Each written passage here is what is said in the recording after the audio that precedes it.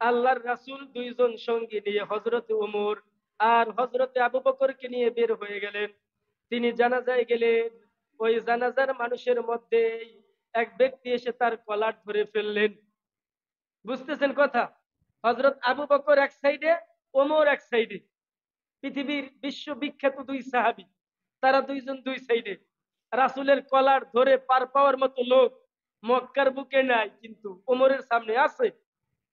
এরপরে ওই লোকটা বলল, নিজেকে মুহাব্বত দাবি করো, এত কিছু দাবি করো, নবী দাবি করো, কিন্তু টাকা পাই টাকা দিচ্ছ না।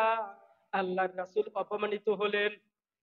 হযরতে ওমর বললেন, হুজুর হুকুম করেন, ওর ঘাড় থেকে গর্দানটাকে আলাদা করে দেই।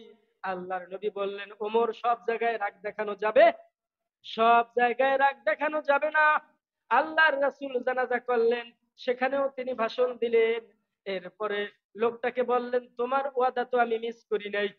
অর্থাৎ একটা ওয়াদা দেওয়া, 5 তারিখে টাকা দেব, ওই ওয়াদা মিস হয় না।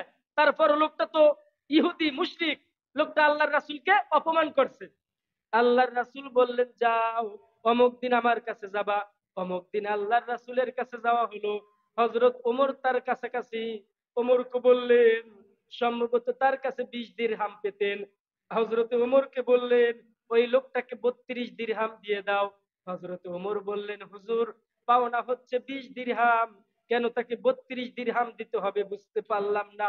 আল্লাহর রাসূল বললেন, আমি তোমাকে নির্দেশনা দিয়েছি, তুমি তাকে দিয়ে দাও, কোনো কথা নাই। দেওয়ার পরে আল্লাহর রাসূলের কাছে তিনি জানতে চাইলেন, কেন এত টাকা বৃদ্ধি তাকে দেওয়া হলো? আল্লাহর রাসূল বললেন, ওই লোকটা আমাকে কলার ধরেছে, অপমান করেছে, কিন্তু তুমিও তাকে হুমকি দিয়েছো তার গর্দান ফেলে দেবা, এই জন্য কাফারা স্বরূপ আরো 32 দিরহাম তাকে বেশি দিতে বললাম। জোরে বলি সুবহানাল্লাহ।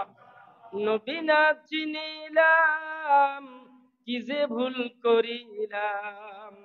আমি নবী না চিনিলাম, কি যে ভুল করিলাম। কি ভাই, নবী আমরা চিনতে পারছি? নবী না চিনিলাম, কি যে ভুল করিলাম। অসময় ঢালিলাম ঘি, মানুষ হইয়া জন্ম লইয়া মানুষের করলাম কি। ঠিক কিনা ভাই?